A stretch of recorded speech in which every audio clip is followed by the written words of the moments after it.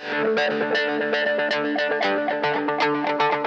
time for another Dice Tower review with Z. Garcia.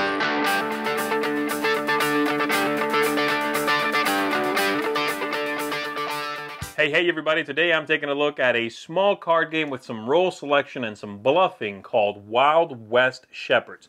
In Wild West Shepherds here, the characters are every round going to be drafting a secret character and then sending their shepherd out to, hopefully, shepherd some sheep. But there might be some wolves out there as well that you are probably going to want to avoid. Gather the most sheep, end the game on top, and you'll be the winner. Let me give you a look at how this works. We'll come on back after that. I'll tell you what I thought of it.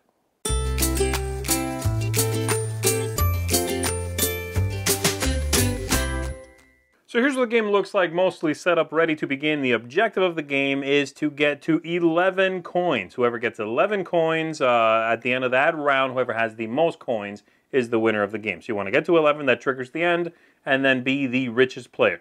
The game's going to be played over several rounds, and each round has a few different steps to it. During the first step, you are going to have the start player have this card in front of them. This is their role. Headman is his name.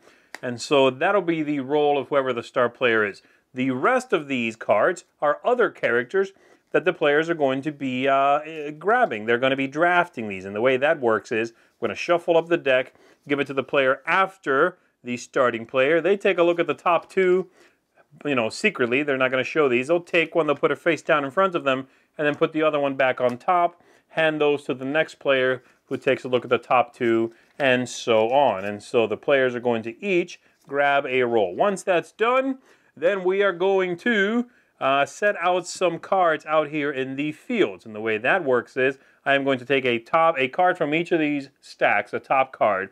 These have been prepared with a different combination of things.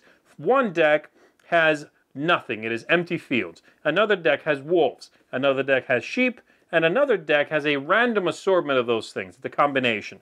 And so we would take one from each pile. Those four are shuffled, and then we are going to put them out here in these different fields, face down like so.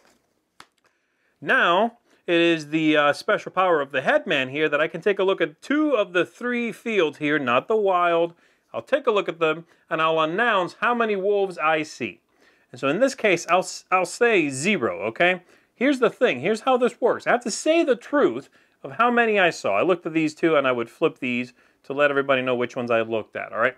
So I have to tell the truth, unless I see 3 or more. In that case, I have to say I saw 0, 1, or 2.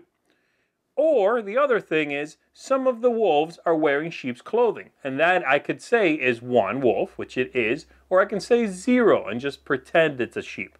And that's kind of how that works. So in this case, I said 0.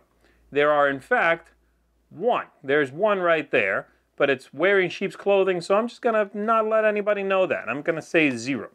And then, starting from the player after Headman here, they are going to do a couple of things. They're going to take a look at one card. And so this player, for example, let's say they go, I'm going to look at this one. They look at it secretly. Oh, it's nothing. Fine. They put it back face down. And then they can play their token on any card. I said 0, so maybe this one has nothing on it. Maybe it has 3, though, right? But they'll gamble on that. They'll put their token there. Then the next player is going to go. They're going to look at one of the cards, but it cannot be one that already has a shepherd on it. So they'll take a look at this card, and then they'll put their token on anything they want to. They'll put it right there. Okay. Next player is going to take a look at one of these two, and they can only look at those two. So they'll look at this one, and they'll put their token there as well. And then red is going to take a look at this one. They see it's empty. So they'll just gamble on another one. And then I, lastly, even though I knew 2 cards, I'll play on one of them, and I'll play on that one. Once this is done, then we reveal the characters and we see what happens. And so in this first card, for example, there are 2 sheep. The yellow character, that's me right here. Purple would reveal their character. I forget where they were sitting, but let's just pretend that they were... no, not this one for right now. Let's pretend they were this one.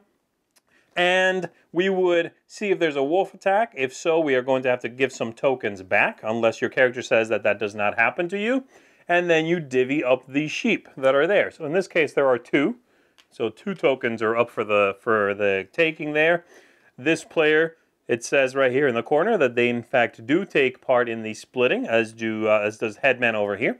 So I get one, they get one, and then the special powers come into play. This character says that during the collection of the sheep, they take one from the supply. So this player is actually going to get an extra one just from the set aside tokens. Great. And then we go to this card here. This card has a wolf. So green, unless a special power on the card would change that, is going to be attacked for one. Let's say green was this player. They are going to just leave one there. And that token stays there, in fact, for the next 4 cards, making it a richer field. There are some cards that will change that. So let's say instead that green is this character here, the Hunter. The Hunter says that they are not affected by wolf attacks. They do not take part in the split for sheep, but in fact, if they end up with wolves, they are going to get some sheep from the supply equal to the number of wolves plus 1. So great. If this character was green, they, instead of losing anything, they get 2 sheep from the supply. And this is what you're trying to do. You're trying to match the best characters to the best locations. Sometimes you'll end up with a place that has too many characters for the split. So let's say we have 2 sheep here, 3 characters. They cannot evenly split that. So the sheep are going to simply stay there, and that's it. And some characters, again, are going to affect how all of this works. There is even one character. Where is she? Here we go. Turkey Mama, a fantastically named character, whose power is that during the collecting of sheep, she takes all the sheep. And so if that player was here, they just take all of them. Even though they could not be split, too bad, everybody. I'm taking them all. Once this is all done, these characters, well, we check if anyone has 11. If so, that is the end of the game. Then we are going to collect all of these characters here. We are going to shuffle them up. We will give everyone back their little token there. And these are simply gone. And we do it again, passing the start player here, this roll, to the next character. Doing it all again. Drafting characters, putting out 4 randomly shuffled cards. Taking a look at 2 of them, the starting player does, and then peeking, adding your shepherd, and so on. This continues until the game is over. The characters, as I said, do different things. I showed you a couple of them. There's a couple of different ones that let you also peek at more than 1 card. Some that say if you don't get anything in the split, you actually go and grab some from the supply, so on and so on. That's pretty much the game. You are just doing a little bit of bluffing, a little bit of figuring out what's going on. Who can you trust? Why would so-and-so go there? If they play there, I can no longer look at that card, but do I think that they have the Hunter? In that case, then I definitely want to avoid where they are because they're actually looking for wolves and etc. So that should give you an idea of more or less how the game works. There's a couple of other little odds and ends, but I'm not going to go into all of that right now. That's enough to give you an idea. So let's go back up top and let me tell you what I thought of Wild West Shepherds. All right, so there you have it. Let me bring out here my target audience system so I can have some talking points. Starting with thematic ties. I think the game's theme is okay, if a little quirky. I'm not sure why you are blindly picking where you send your shepherd. I guess you cannot see sheep out in the field. That part is mechanically does not tie really to the theme very well. And then also you are bringing some strange characters to help you with your shepherding, like a banker and an insurance agent. Not sure what they're doing there, but they're coming along, I guess. So it's okay. I would not call it a selling point, the theme. The aesthetics of the game, again, I wouldn't necessarily call them a selling point. Now, this is obviously, as far as the look of the game, completely up to you. I can't tell you if it's good art or not. I think it's okay. And the component construction is, for the most part, pretty good. Cards are well made. Tokens are functional. They're fine. So, not bad. But also nothing that is going to, for me personally, hit the table because of how awesome it looks. I think it's all right. The replayability here is somewhere in the middle, actually. I find it's the kind of game that outstays its welcome just a little bit. And I'll talk about that a little later. But I also find it to be perhaps a little too lucky for how the game is. You can certainly learn things from game to game, and you will possibly get better at, choosing characters, knowing what you should do, that sort of thing. But the replayability here, I think, is going to taper off after a few plays. You're going to enjoy the, say, 1 or 2 learning games, play a few more times, and after that, I I fear you'll find the game repetitive, you know. The game length, which I said I would come back to, the game says on the box 25 minutes. I found to be longer than that. It felt like it maybe outstayed its welcome by, I don't know, 15 minutes or so. So, yeah, sometimes you have that feeling, you know, if the game is several rounds, sometimes you'd have that feeling like, okay, this is going to be the last round, and someone gets to 10 coins. And at that point, you're like, oh, we got to do another round? Okay, fine, all right. And then at the end of that round, that person actually lost coins to wolves. And you're going, okay, one more round, fine. So it did that. It's done that a couple of times for me, and I worry about that sort of feeling where it feels like it outstays its welcome. The ease of play, which is the fiddliness, the age appropriateness. Age appropriateness, I'm not really going to touch on too much. The fiddliness is certainly there. There's a decent amount of moving parts. The prep of the different decks, you have to get that right, or the distribution of cards will be wrong. And then just the round to round, the things you do, the character powers and how they interact.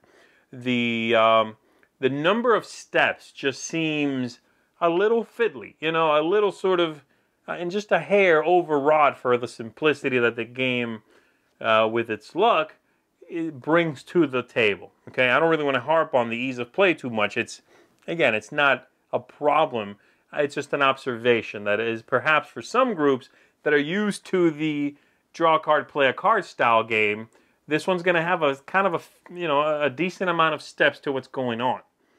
And then lastly, tactics and strategy, which also includes luck. And this is sort of my main point that I want to make here. The game gives you a lot of things to do, which I think is cool. It gives you characters to draft. It lets you peek at cards. It lets you put your character out on whatever card you want, not the one you peeked at. There's a lot of moving parts here that would lead to a lot of strategy normally, but it all feels like a lot of luck. Not always. You are going to maybe look at a card and you know that's the one you want. You put it back face down, put your character on it, you are good to go. But there might be other characters there with you later that mess with that, you know, and there might be... and the characters you get to draft from is 2 characters, right? So I'm not sure, you know, it doesn't have that feeling of a Citadels, which is a well-renowned character selection game in which you, depending in the seating order, you could be looking at several characters to pick from. And you take the one that is appropriate to that moment for you, tactically or strategically. In this one, you get 2 characters. You just need to adapt to that. And then that's compounded by not knowing what cards are out there. Possibly when your turn comes around, the other players have gone to the different cards, which means you don't get to look at any of them if they all have a character. So that's what I mean. The game does feel lucky, you know, in many ways. You combine that with the number of steps you take, with the amount of, you know, with the game length, and it is not as strong as I would have liked. I enjoyed the game, don't get me wrong. I thought it was quirky. I thought it was engaging and interesting. We had a few good laughs. I've enjoyed playing, you know, I've had a good time with it. But I can also see its flaws in many ways, and I do wish the gameplay was a little tighter, you know. The other thing that's a little bit quirky, and always, I have to explain it several times, is announcing how many wolves are out there. Always trips people up.